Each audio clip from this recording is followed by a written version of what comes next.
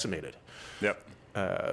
And members' homes are destroyed. I mean, it's been a difficult week.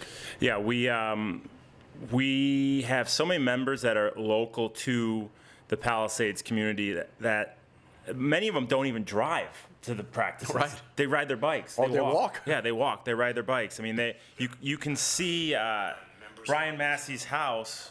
You can see it from the pool, right? And yeah, the only homes, in fact, if you're swimming in the pool and you just looked up, there's a little ridge. It's, what would you say, about 50 feet high, right off the pool on the other side of Temescal, where the first set of homes are on that street, Radcliffe, if I'm not mistaken. Yep.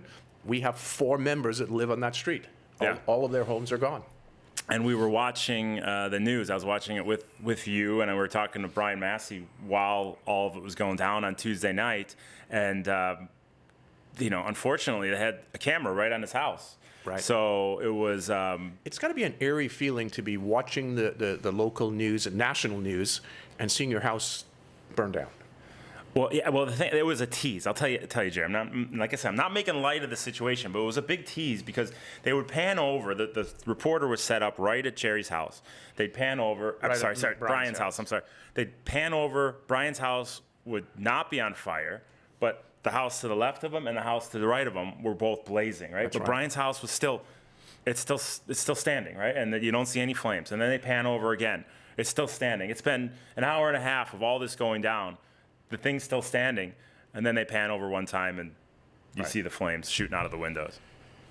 Yeah, it's, and of course we're getting updates every hour, it felt like, and we still are, because there are still members who have not been able to return back to the Palisades or to Malibu, because Malibu is a neighboring city where a number of members lost their homes also, and they haven't been able to check in. Yeah. And some still don't know if their homes are standing. They're just not allowed back. Yeah, well, that's the thing. I heard some stuff that there could be animals in there still, and they have to make way for the emergency vehicles, and they can't have resident after resident coming in and checking it. But I talked to probably 5 or 6 athletes this morning alone before we started this broadcast who lost their houses, and then I lived in the Palisades for 8 years prior to moving to Calabasas, where we bought our place out here. Right. I moved to the Palisades from West LA, and first we lived in an apartment for 4 or 5 years, and then we bought a house. We rented a house for 3 or 4 years.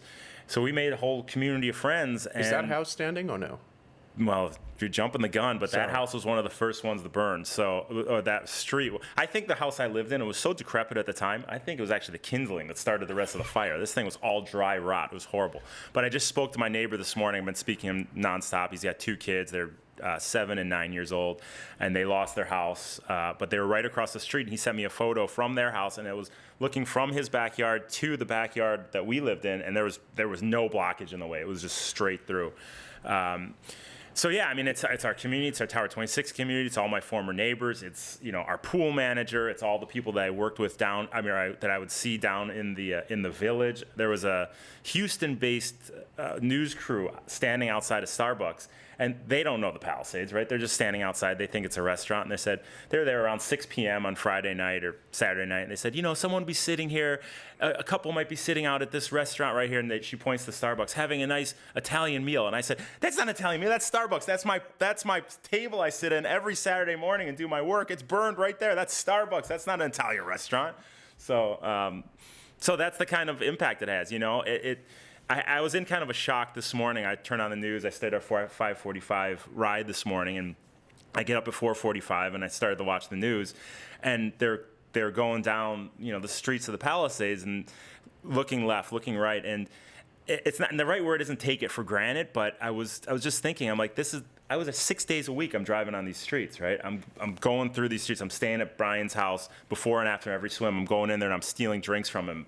Before the swim I steal LaCroix. After the swim I steal a soda.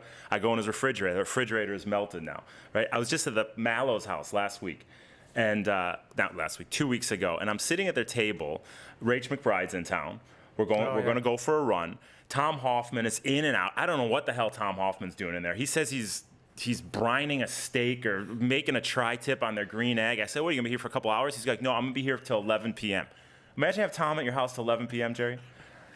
But he's in there. Michael's in and out. Audra's in and out. And I actually reached out to Michael and Audra after that, and I said, your home is such a gathering place. It was awesome to be in there and just have so much activity. It was just like, you don't know who's going to walk in next. I felt like it was Mr. Rogers' neighborhood.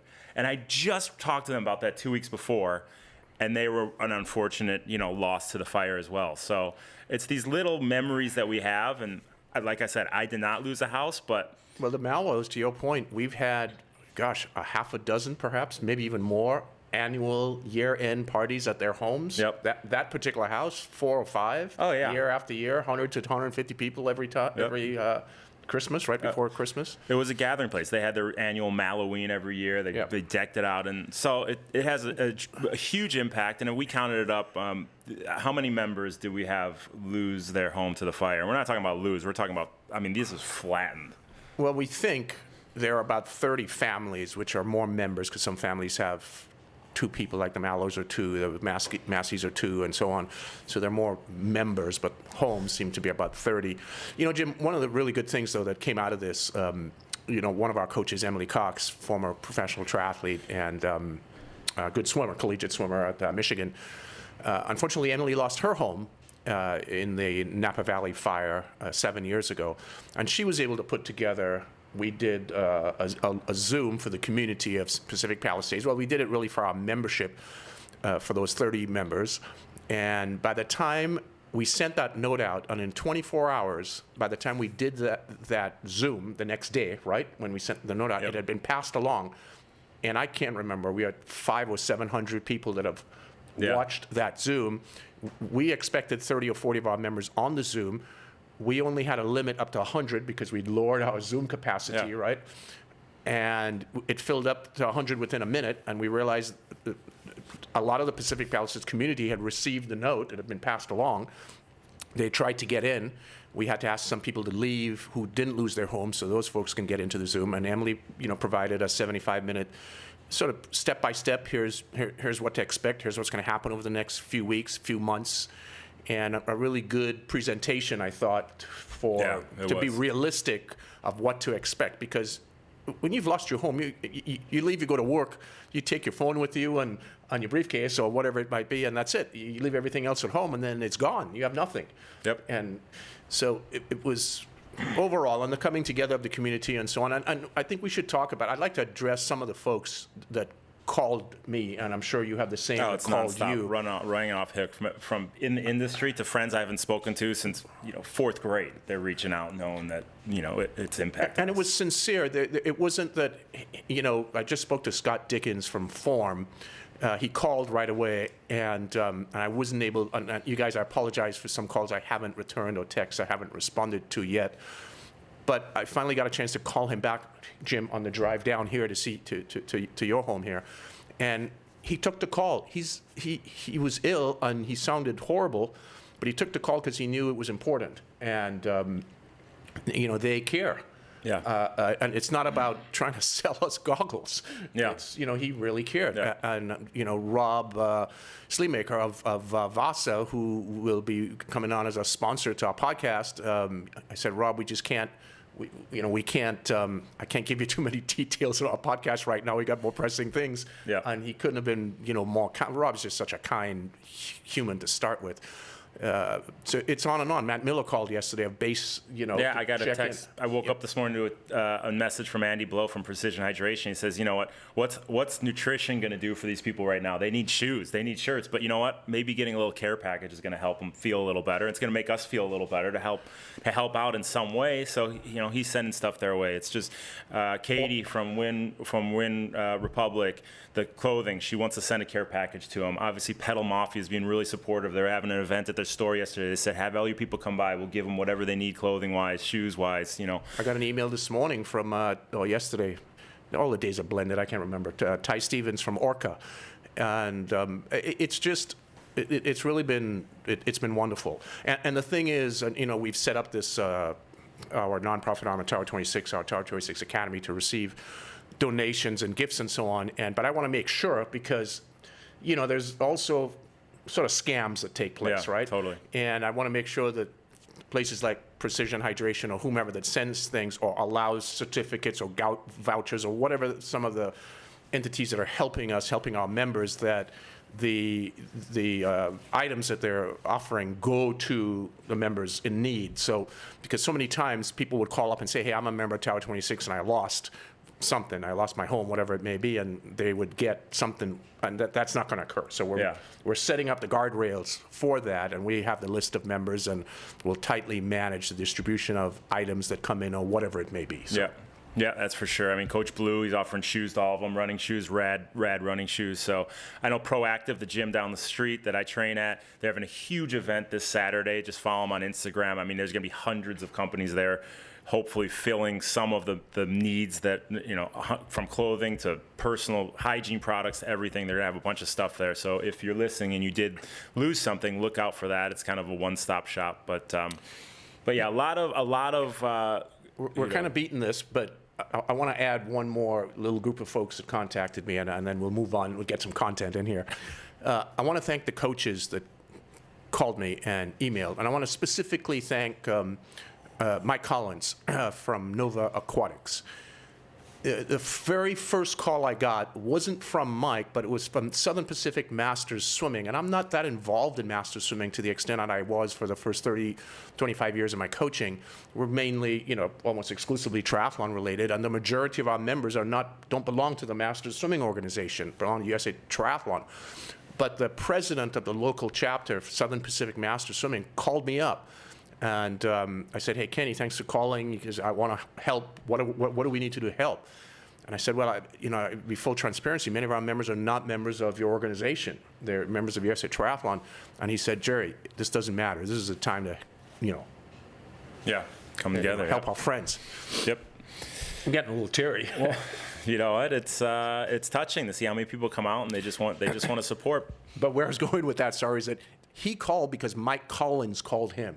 Yeah. Mike was one of my coaches at UCLA, co-coached with me at UCLA, and Mike called him, and that's what prompted Kenny to call. And then Mike called me after that, and we spent probably an hour on the phone going through what could Nova Aquatics do. He's the head coach of Nova, right? Mm-hmm. And Mike's by the way, single-handedly one of the best coaches around, triathlon coaches and swim coaches.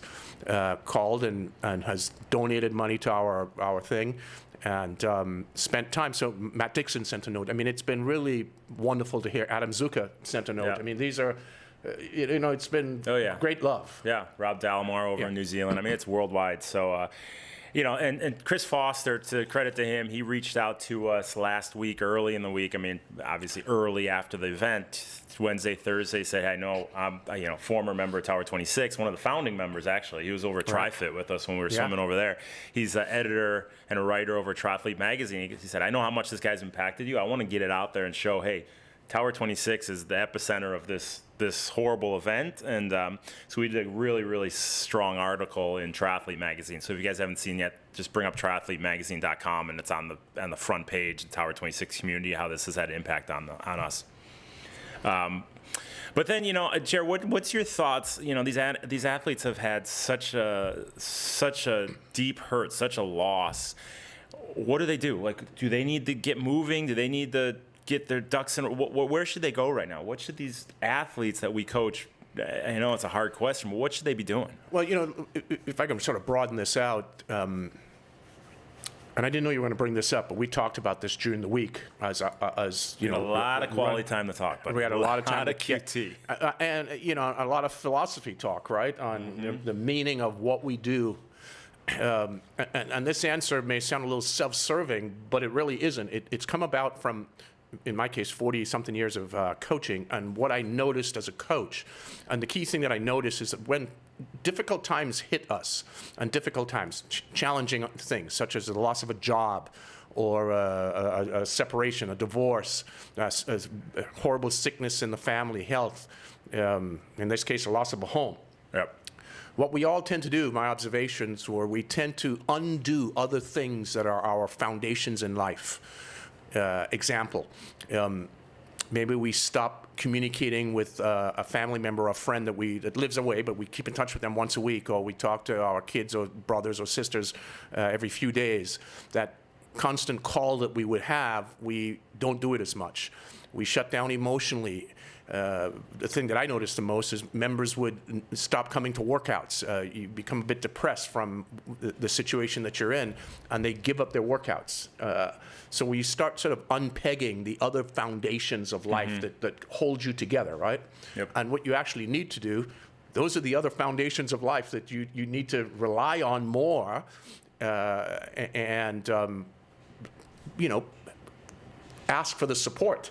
Yep. So in this case, your question, what do we do? Our job is to encourage our members as much as we can to get them to work out, get them to get out the door. You're living in four walls in a hotel or staying at somebody's house, like in your case, and I have to encourage you, Jim, we gotta go for a swim, right? Yeah, this guy crushed me, 4,000 yards. I hadn't swam in 6 months. We went to I was fine. I was great, running on adrenaline. But look how good we felt after, right? Felt amazing. So you got to get out the door and encourage our members and to go out and get your exercise routine in place, whether that's your swim or your run or your bike or whatever it may be. And it's easy to say no because you don't feel good. You feel shitty. You just feel down. You're depressed. You're hurt. And just getting out for 30 minutes makes a huge difference. And it's easy to find something else to do. You guys got you have a lot to do, and this is a metaphor for any challenge that you have in life. I mean, we're talking about it in relation to the fires and the home loss, but it's always easy to find something else to do, and just to get out and move, like you said, for 30 minutes, get your mind off it, get your mind off that stress. De-stress a little bit, then you can get back to all the worries and the rigmarole of life. But at least taking that little break for yourself makes a huge difference. And it's helpful because, as you know, during these times, you and I experienced this last week. We weren't sleeping much, right. And we didn't lose our homes. You were more nervous, obviously, because your home was in the pathway. You're not staying at your home. We're sort of trying to manage how to help members best we can. So we're on razor thin sleep. And it was easy to say, let's not work out, right? Yep. But we forced ourselves to do it. I mean, I sort of threw you in the car almost and said, hey, we got to go take a swim. Definitely twist my arm, and then that enticed me or got me going, and then I just sweat up your garage, and you're never getting the stink out of that garage. Is that an N95 that I had to grab to N95. People wearing it down here for the smoke. We're wearing it up there for what I was leaving in your garage. Came back home from coaching a workout up in Santa Barbara, and you were like, oh. I was leading our Tuesday workout, and let's just say there wasn't much airflow in there. So, but let's get into some fun stuff, right? Let's talk about some technique. Let's talk about what we were planning on talking about in this session. Our last session, we never spoke about this, but our last session, what did we speak about? Well, we went through, we're going through our phases at Tower 26 right now to do with improved swimming mechanics. It's the time of the season where we do work on recovery, less weeks ago. And his ability to provide that propulsion or to access that propulsion in his massive frame, right? He uses every ounce of his strength and he applies it to the water. Sent a lovely note also, by the way. Yeah. Oh, really? Okay. Yes. Yeah, he wrote me too. That's right. We spoke earlier in mid-week last week. But he applies all that strength and power he has to the water, and that is so hard for adult onset swimmers to do. You think about running, you think about biking, you put your foot on the ground, you put your foot on the pedal, the power transfer goes into the ground or the pedal, and you move forward. Swimming, to have a feel for the water and really access that strength and access that power is a total different feel when you're trying to work with that medium. So this propulsion is key, and the way we teach it, the way we go over it and break it down into two segments of propulsion is crucial, but we have to be on top of it every single stroke as to how our arm is moving into those two segments of the propulsive phase. Well, you showed me that video of Adam swimming 100 breaststroke. Now it's breaststroke, but you'll get the idea here. And he swam, I believe, 12 strokes for 4 lengths of the pool, 3 strokes per length. Yeah, 3 breaststrokes per length. Per length, right? Just, wonderful power, obviously, and incredible propulsion, but his ability to be streamlined and to have outstanding mechanics. Now, Adam Peaty, by the way, is a world record holder in 100-meter breaststroke, equivalent to 48 seconds-ish, 47 point something, 48 seconds for 100 yards breaststroke. So outstanding. But the point is, high efficiency, right? Yep. And the way to access his power very effectively. So for propulsion, you guys, my background after coaching for so many years and coaching adults almost exclusively, when we put together the Tower 26 swim training program for triathletes, it was based on, Jim, as you know, all the years at UCLA, all the years when I coached before, on what I saw in coaching triathletes, which began, my first coaching was in the early 80s with a triathlon club that we started in Malibu. Kevin Steele started, Team Malibu. And nothing's really changed. The mistakes that occur in the propulsive segment are still, it's the most common mistakes, which is how I took those mistakes and built our program around the mistakes that we see. Now, these mistakes are not necessarily the mistakes that you would see in elite swimmers. In fact, they're not. These are the mistakes you see in those who don't have a competitive swim background, which is 99% probably of folks doing triathlon, right? So the propulsive phase of the stroke, and let's simplify it, from the time the hand enters the water to the one it exits the water. Let's just utilize that segment, although we can discuss where there's propulsion coming from other areas, torque and so on. But from the time the hand enters to the time the hand exits, for the average, and let's define an average, a person who's swimming 1 minute and 45 seconds per 100 yards, okay? Yep. For that person, they're spending almost a second with their hand beneath the surface of the water. From the time it enters to the time it exits, about 1 second. So how much can you really master, or how much can you really remember to do? Yeah. How much information can you access? So rather than taking all the elements of propulsion that goes into this highly complicated sport, let's really simplify it, utilizing the errors that occur as the sort of the backbone that we see, that I've seen for propulsion. So let's go over these 3 things. Jim said 2. There are 2, but there's a third characteristic to one of them. First thing is the setup of the stroke, which is commonly called, if you look at videos or you listen to other coaches, they call it the catch.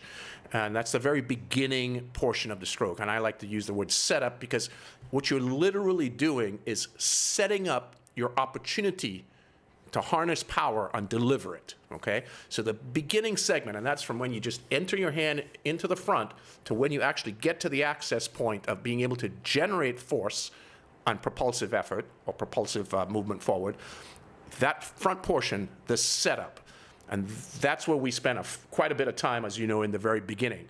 And simply stated, guys, here are the key components to the setup. Once you enter, let's use the right hand. The right hand enters in front of the right shoulder. We extend forward and downward. So we're extending forward. I'll stand a bit so we can get a view on this. We're extending forward, and then the hand's going downward. And as it's coming downward, we're starting to elevate the elbow a bit.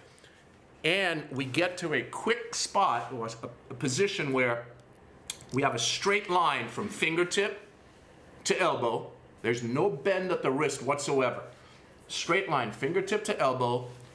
Fingertips are pointing to the ground or the bottom of the pool, and the elbow is pointing to the side, out to the side wall.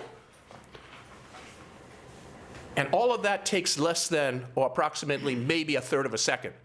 But it's so critical to have that set up in place and not have a position such as an elbow falling down, or not have the wrist bent or the wrist soggy. And the most common mistakes we see, Jim, is hand goes in, hand slides forward, elbow drops down. Stop sign. It's a stop sign, yeah, that's a good one. Elbow gets soggy, and the moment it's trying to generate some force, the wrist is soft, right? So we're just talking about this phase of the propulsive, right? The setup. The setup. Now we do a drill where all we do is we lay out, we put our buoy on, we lay out, and we just do this. Right? We just move from here to get that position, get the feeling for the stiff wrist, the high elbow.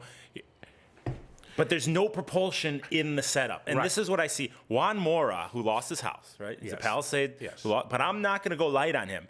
The guy has swam for us for 8 years. Every time we go through this phase of training, I say, okay, guys, we're going to do this. You're not going to go anywhere. All you're doing is getting your hand to the right position, because if you're pressing down on the water, your body's going up, and that's not the way we want to go. We're just getting your hand into the position, and then we'll get into the next phase. Every freaking year, Juan does this, and he tries to move in this part of the stroke. Right. And I know it before I send him off. Juan's going to do this wrong, and then I say in Spanish, he still does it wrong. So I call him Juan Pablo from the Bachelor. The Bachelor a few years ago when Juan Pablo was on and nobody really liked Juan Pablo. That's where I go, Juan Pablo, stop it. I don't like you right now. And then he does it right. But we have to remember we aren't accessing any propulsion. We're just getting the hand into the right spot. Yeah, and folks feel, and to your point, someone feels I need to feel the water right away, and if I'm feeling something against my hand, it means I'm doing something well, right? Yeah. And that feel is normally most folks are pressing down, which we don't want to do. The only time you'll ever press down is when you're in open water and you're getting ready to sight. So you said something pretty interesting in the setup, Jim, and it's about keeping the elbow, I think, in this position. Could we see, I think if I sat here still, we can see this, right? Yeah.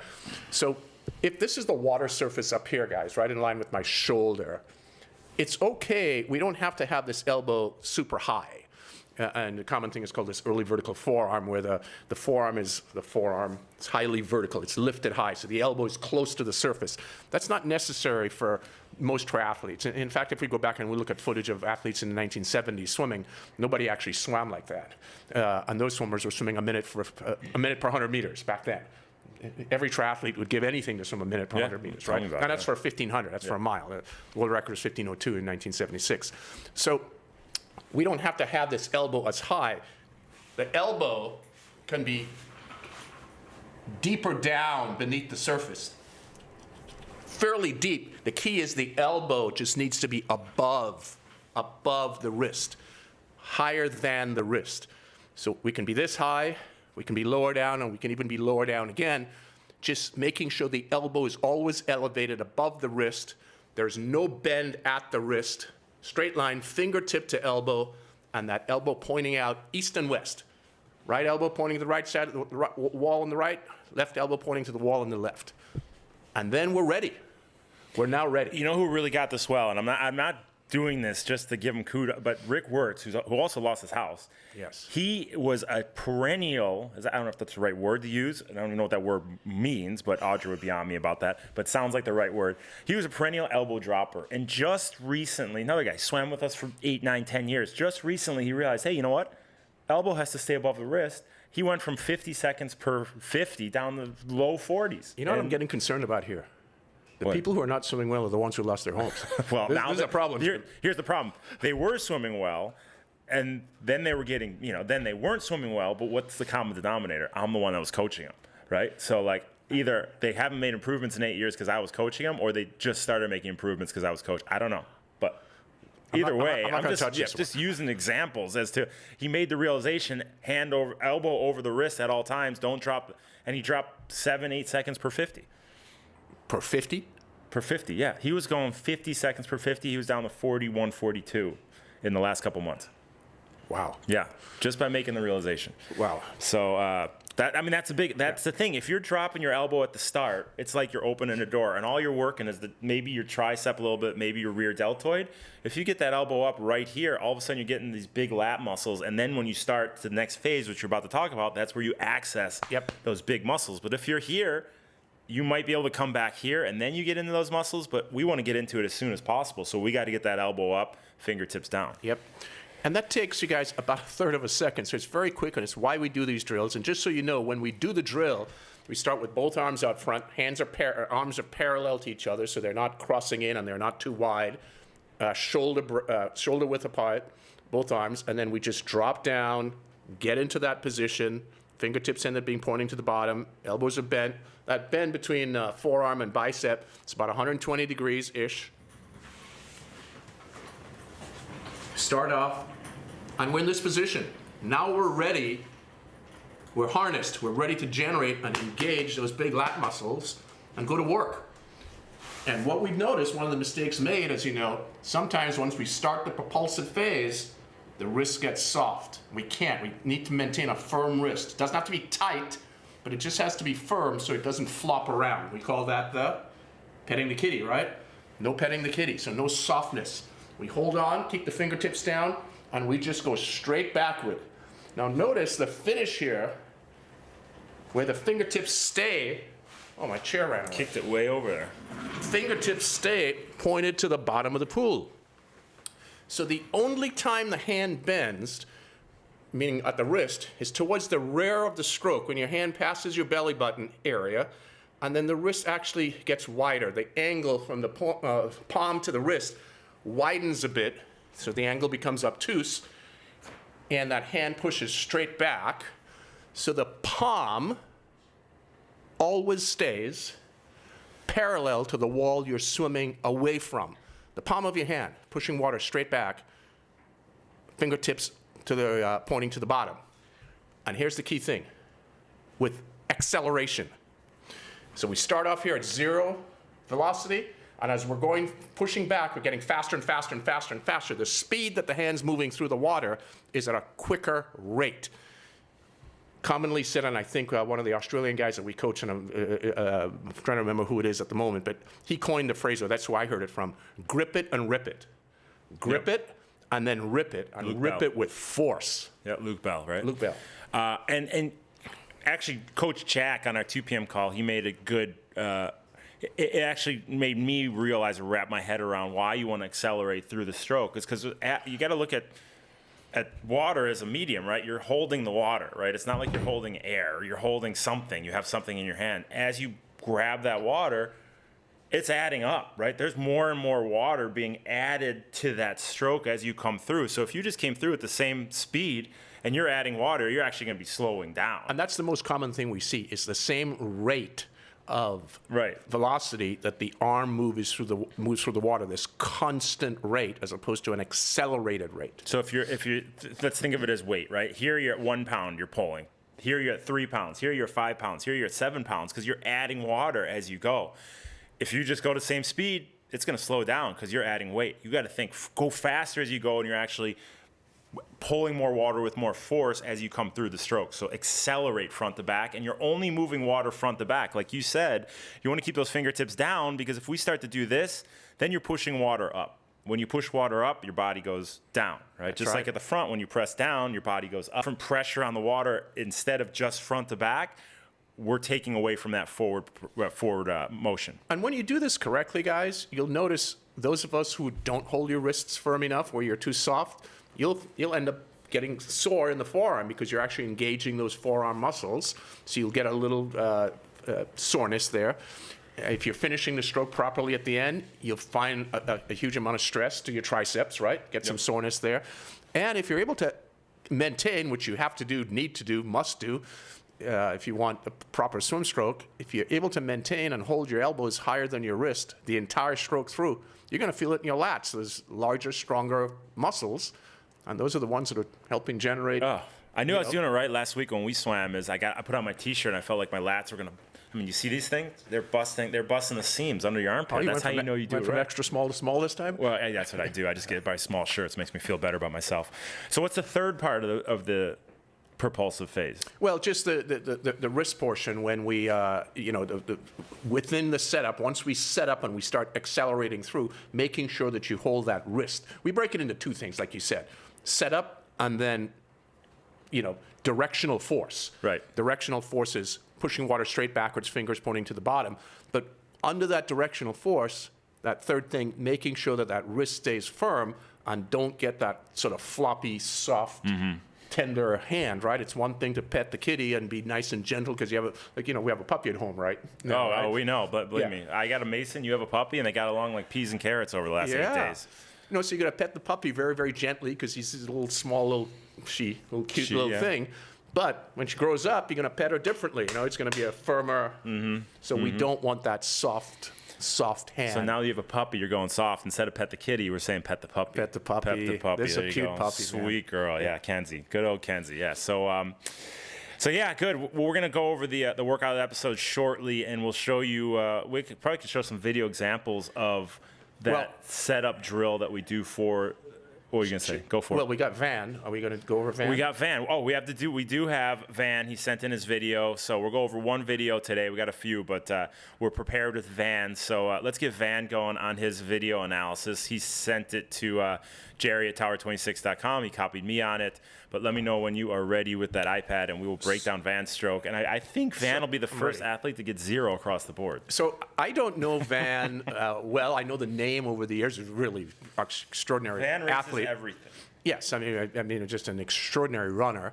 And what is Van 50 to 54, 55 to 59? Well, how old 55 is- to 59. 55 to 59. Is he? Yep. Yep. I thought he was younger than that. No, well, time Okay. flies. Yeah. So, incredible, outstanding runner and good triathlete, and overall, obviously good guy. You know, runners are very social, right? The sport allows for that. Yep. Because you know you can chat most of the time, while swimming is antisocial. What we're gonna, in the sense of your face is in the water, you can't talk to anyone. I think what we're going to find here, the first thing that came to my mind when I looked at this video with Van is probably has a lot of friends running, and he's going to have no friends swimming. Do you know where I'm going with this? Have you seen this video? I have not seen it. All right. No, you're Let's springing go. it on me. All right, so we see it. We got it live on YouTube. If you guys can see this, if you're listening at home, we'll break it down. So he's swimming. So here's Van, right? So those All are right. his few strokes. So he's came into the wall. Yeah, He's got let's watch him again. half a length of the pool. Yeah. And Yeah. he's a good-looking guy, though. He looks up at the end. He's a stellar-looking guy. Now, here's the deal with Van. The first thing I notice. Van is what we call, and I'm not meaning this for humor purposes, Jim, Van is a swinger. Okay? He's a swinger. Not the way you You or know, he others lives might in be San thinking Luis about it. Obispo, and I heard San Luis Obispo might be in that type of lifestyle. So Now, here's the thing with swingers. Take a look at Van's head right now, and look at his. And this is a shot here of his head and his right arm coming around, and look at where his right hand is. His right hand. Let me bring him in closer to the camera here for us. Take a look right there, right? Okay. Look how far out his hand is. Right hand. It's almost touching the lane line, correct? yep. Anyone sharing that lane with Van is going to get clocked. Oh yeah. They're getting clocked. Oh, that's why. There you go. Yep. So Van is what we call a swinger. He swings his arms around to the side. They go around. It's almost as if he's doing butterfly, where the arms go around rather than over. That around swing with his right, and let me clear that up, and he does it with the left. Take a look, right? How far out are we? Really wide, right? yeah. Super, super wide out. And he swings, and then he comes around here again, and he swings. So Van takes up the entire breadth of a lane to swim. So if he's swimming in a master's workout or triathlon workout with other buddies or friends, he's clocking them. Or he's Yeah. hitting lap swimmers in another lane. Or I wouldn't be surprised that Van has gotten a lot of bruised knuckles on the lane line. So Van, we can't be a swinger anymore. And what's happening here is, the moment you swing around, your body, and let me see if I can really pick this up for you guys. That swinging momentum causes Van's legs in the back, so I've got two circles here on the screen. As that swing around with the arm, the legs, the momentum of the stroke makes the legs sway out to the other side. So Van is snaking down the pool because of heavy momentum. Interestingly, Jim, he doesn't snake as much as I would have thought he would based on how much swinging there is. Mm-hmm. And the reason for it, the guy is darn strong. He's able to correct body position fairly quickly. But if he just didn't do it, if he just didn't swing, his body motion would be a whole lot better and better positioning. So we got to get Van to work on more coming over rather than going around, and that's on the recovery phase of the stroke. So let's take another look at Van part 2. Let's see what we got here. If this is anything, let's take a look, see if we got anything. Oh, this is a little more This is way up there. overhead view, right? A little better, right? Yep. Let's go one more round. Because he did a good job at sending in a really nice tight video here. Good upper view, right? Yep. So, all right, let's slow him down. And Still that wide recovery. Yep. super wide. And look at the arch that's taking place here with Van. This body, right? See that? How So twisted Jerry's it is? he has a line on the screen, and it's a squiggly line as he goes from fingertips to feet in Van's body position. Yep. And then he's going to correct it. And also, look at how far out his hand is relative to where it should be, which Yep. is in line with his shoulder. So the entry of the hand, and even beneath the surface of the water, it needs to be where that yellow line is that I've just drawn, in front of the right shoulder, and then the hand, remember under alignment, the last round we talked about, the hand needs to stay between the shoulder line and the center line beneath the surface of the water, and his hand is way out there. It's another foot outside of that line. So this excessive movement is just causing a whole lot of wiggling and energy that's going in the misdirection. There's a lot of misdirected forces taking place here. You know what? This reminds me. He's swimming like a pitcher, like a baseball pitcher, right? Oh, good The analogy. way he's bringing it around, Yes. his whole body twists, Yes. and then he just throws his arm in the water, and you see that elbow land first, right? He's creating a ton of drag at the front half because watch his elbow. Boom, his elbow splashes before his hand does. Very, very good to pick up And on he's that. setting up his setup, like we just spoke about, is starting with that elbow down. So we got to get that elbow up as he enters the water, so he's in the right position. Yeah, and what's interesting is that he's so strong. He actually corrects a lot of this quickly, which I don't know how fast of a swimmer Van is. Do you know? Not off the top of my head. I'm gonna pin sure him- he told me at one time, but I'm going to pin him at 35 minutes, 36 minutes for That a half sounds Iron, about right, 37, yeah. 35, 37 minutes for a half Ironman. I think he's capable because the ability to make this change to sort of quickly get his body back in the right position shows that he's got good core strength, but he has such wasted and excessive body movement from this swinging that if we just change that and got all propulsive movements going, helping him go forward rather than side to side, he's good for several minutes in a half Ironman with the appropriate dosage of training. Yep. Okay, so are we ready to give him percentage, or do we break this down enough? Sure, or let's what do you give him. think? We can knock him off here. Okay. Let's. We can go back to you. There we go. There we are. I'm back. We're back.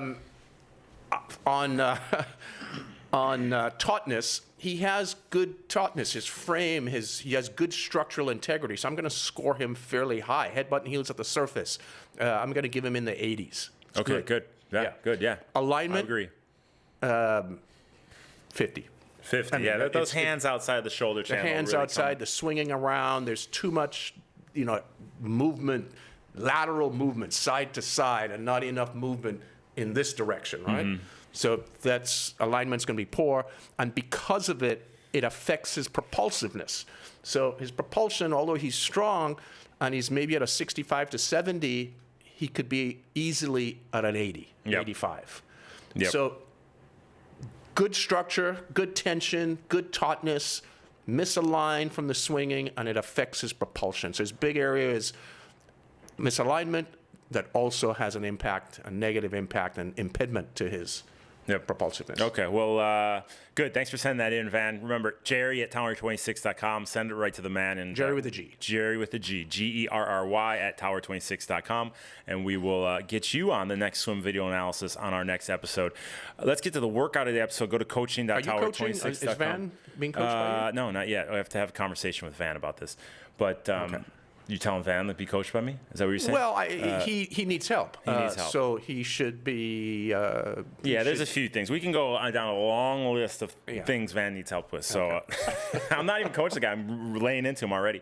But do you have a workout of the You might episode want to ready? stay away from this, Van. Yeah, no, believe me, come. It's all love. Coaching.tower26.com. Do you have the workout of the episode up on your iPad there? I do not. You do not. Okay, why don't you bring up, we have the site, Jared, coaching.tower26.com, where let you me can find see that. the workout. Which workout you can do hear we the want? audio. Whatever, do the workout you did Tuesday. Today? The A session, whatever you put up last night at 2 a.m. This guy doesn't sleep, 2 a.m. But all audio, all the video, all the instruction, through words, everything. We give you access. We give you access to coaches. Leave comments to give you feedback. Actually, yeah, this is a good workout, Jim, to your point, for Van, because this, by the way, you guys, this week, we are in our review week, right? Yep. It's our wrap-up week of our technical phase. So we've allocated each session to one of the properties of proper triathlon swimming. A session, the first A session for us, it's on a Tuesday, typically. Wednesday, actually, at our other workout that I coached yesterday in El Segundo. But it's first A session was on tautness. The second A session, which was today, on alignment. And then we'll do our final session this week on propulsion. So here's our session that went out this morning. So coaching.tower26.com. Christophe's still out of his house. I don't think he's be able to open this one up. But guys, it's $95 a month. Go subscribe. Do it for 3 months. You'll get faster, and then you'll be like, oh, I'm going to do it for another 3 months. $95 a month. Go do it. You won't have to open this up and give it to you for free. Just do it. Coaching.tower26.com. Look at all the stuff you get. Come on. Where was I going? You threw me off the thinking here. On alignment, once you go into this workout today, as I'm scrolling through, you guys that are looking on video here, you'll notice there are a number of videos, looking on YouTube, I should say, there are a number of videos here showing, and actually, where I was going, these videos, especially these ones with the circles here, Jim, these are the things Van should be working on. Yep. In fact, this is ideal for Van. Oh, you mentioned 250. That's what happened. With what's been going on, I couldn't tell you if it was Wednesday, Monday, Thursday, Friday, whatever it was. And I woke up this morning at about 2:30, which has been my normal wake-up time in the last week, with a million things on my mind. And the one that was on my mind was I didn't send our subscription workout out. And that's why the workout went out this morning before 3 o'clock, around 3 a.m. We need a personal assistant is what we need. So here's what's, you'll get all these videos with instruction to it. And this one right here, Jim, that's up on the screen at the moment. So it shows Gerry swimming in an endless pool from above. Yeah, so it's a little more of a controlled environment. But this arm stroke on the recovery with the right arm would show Van more of what he needs to be doing as opposed to swinging around that he's doing. So this particular session, so these are all the videos and the added content that goes with those videos. But then we scroll up here, we would do a summary of it, and then get to the workout itself. And the workout went into a number of drills, you guys, that we do for alignment. And we do drills where we swim with one arm only at a time. Very, very standard, basic swim drills that everyone who's been a swim coach has given these at some point, dosed these out. But with specific emphasis, where to enter your hand into the water, what to do with it beneath the surface of the water, what's the geographical channel that it can travel in. And someone like Van, who has these misalignment issues, this would be perfect for him, right? So a few 100s or 75s, depending on your level, with these drills. And then we simply put our pulling gear on. And the beauty of pulling gear, ankle strap, pull buoy, snorkel. And that helps us stay in a dead straight line. And we can knock this off and come back to us here. Yeah, we can remove it. There we go. Back. So the thing is, the snorkel keeps our head fixed. The buoy keeps your hips aligned, and the ankle strap keeps your ankles together. So we get our body position that's in a nice straight line. So when we're swimming nice and flat, we can just gently rotate side to side and not have a lot of torquey sideways movements, which in the case with Van, this would help him. So I would have him on a strong dosage of alignment type training, alignment type swimming with the equipment, teaching him also how to do the proper recovery. So this type of workout would work for athletes who have alignment issues, and as we know, about 80%, my guesstimate over the years, about 80% of our errors occur in the alignment area. And if you have alignment issues, you end up with propulsive issues. So this session today goes over alignment. And if I had to pick one of the 3 sessions to do this week, it's this one. Although, you guys, the foundation has always tautness. If you don't have a taut structure, which Van did have, that was his sort of perfection point. If you don't have good form, structural integrity, you're never going to swim well. Yep. Bottom line. Yeah, so that's why he's been able to swim pretty, decently and make a few tweaks to his stroke, and he can take minutes off. So. Yeah, he can swim well. In fact, I was telling Mike Swan, if Mike listens to these or not, that Van sent in a video. So Mike sent to say, make sure you don't improve too much, because I guess they're in the same age group. Yeah. I got a few athletes like that. They're always competing against Van at these races. So thanks for sending that in. Coaching.tower26.com. Get all the detail. We're going to be getting into the foundation phase of training. We'll go over that on the next episode of this podcast. But Gerry, we got a few other things, some housekeeping stuff to go over. Go to tower26.com. We have our new website that has been launched, a little more user-friendly, but also we have your ability to support our Tower 26 athletes who lost so much this week. We have our donation wing, or our charity wing of Tower 26 open, so any listener, anyone throughout the world can donate. It is a charitable organization, so it's a tax write-off, but that's obviously not the reason they donate. They donate to give to the athletes who are in great need of anything and everything right now. So that's the initial page on tower26.com, and then from there you can see the rest of the site that we just launched. Yeah, it's all good. That's it. All right, hey, we got some listener mail. We got some fan mail. We have some we have some athlete mail. Well, Francisco, one of our athletes, yes.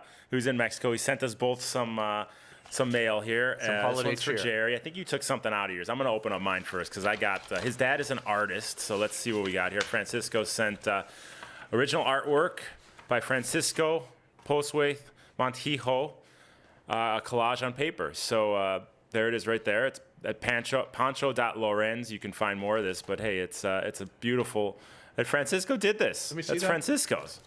There it is. It's a little, That's well it's a done. little collage. I want this thing blown up. I want it to fit all the way back here. But you're going to see this on it behind This us. is his And race number with a little beautiful note to us. so Francisco raced at the Ironman World Championship this past year. So he wrote us a little note and a little personal note, but he left us the numbers. So you will see this on our swag behind us. And Jerry, maybe we can put it right here for the rest of the show. What do you think? We put it right here? Sure. Right there in the. Oh no. Okay, I'm gonna have to make it a little more sturdy, but I'll fix that later, Francisco. But thanks for that kind of stuff. So you want to send us something? Send it. We'll get it. You'll find our address somewhere. But Jerry, what else we got? What else is on tap? I don't know. This was a good session to have. It was a little heavy at the beginning for me, but it's been a difficult week, and I appreciate everyone listening in and looking and supporting, and thanks for the calls and the notes and the organizations that have reached out to us.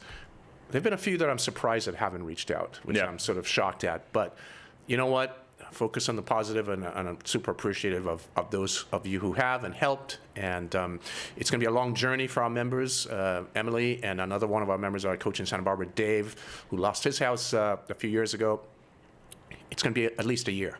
Yeah, they're through giving these some hurdles. good advice to these athletes Yes. who've lost their home now, and obviously every situation is individual, and everyone's grieving, and process is individual. But to have, it's like I looked at it like a race. Like Emily, her house burned down, what was it, 4 or 5 years ago up in Northern California. She didn't know what the heck she was doing. 7 years ago. Yeah. Just like when your first Ironman, you don't know what it's going to feel like. But you reach out to somebody who's been there, done that. Maybe it's a coach, maybe it's a mentor, maybe it's somebody who's done Ironman before. They can tell you, hey, this is the way it's going to feel. This is what it's going to feel like in the morning. This is what you eat. This is how the swim's going to feel. This is how the run. So you can get a roadmap. And like I said, everybody's experience is individual, but at least there's some type of roadmap these people can use as a resource. Where's insurance? What's the rebuild? What's it look to clean up? I mean, Jared, I found myself complaining. I don't want to, make this any longer than we got home yesterday, and we had used the fireplace over Christmas, right? And I left a little flue open while we were gone, so some of the ash came in and was on the ground. And you ever try and sweep up ash? Right? I started to sweep up can't. ash, and it was all over the ground. So I started complaining to my wife. I said, "Oh, this freaking ash is all over," and she goes, "Really? You're complaining about a little speck of ash? Perspective. All right. Go call Brian Massey. Talked about ash. All right. Right. So I'm still gonna complain about my ash. I don't care about that. But yeah, I mean it's a roadmap. So let's use these resources. If you're someone who's listening and has this, maybe you're not a Tower 26 athlete, you're listening and you need the same resources, email us, Gerry, Gerry at tower26.com, Jim at tower26.com, and we'll get you on the group chat and we'll get you in with the right people so you can have that kind of blueprint as to how things are going to progress. So I'm going to say to Massey, Mallow, Dana, Linda, Melody, Christoph, Dorfman, Alex, Jay, Becky, Karen, Neil, Stacy, Ian, Benita, Chris, Shiflett, Tatum's, Aronson, Donna, Adam, Sandy, Maureen, Juliet, Juan, Johannes, Athena, Ellie. These are names of members that, and others. You guys, we're here for you. Lean in. We have that resource by Amy that's put together that sheet of needs. If you want to donate anything for members, we have send that in to us, contact at tower26.com. Amy will get that on the donor sheet. And then those who have the desires for those items, they can ask those who've lost homes, displaced, can ask for those items, and you can ask for it anonymously, because I think there's also so much emotion built into what's going on right now. Some people might be embarrassed to ask, ashamed to ask, nervous to ask, don't want to feel like if they asked and somebody else didn't get it. There's so much a whirlwind. Let's make it anonymous if you need to. We'll take care of it. We'll act as the intermediary. And most importantly, I want to make sure that the items that do come in, or the cash that does come in, it goes to these folks not anybody else. That's why we're going to manage this carefully. That's right. Yeah, we will oversee it. So on that note, we will see you guys in a couple weeks. Anything before then, just email us. But for Gerry Rodriguez, Jim Levinsky, this is the Tower 26 Speed Racer Podcast. Thanks for joining, guys. Take care. We love you. Bye.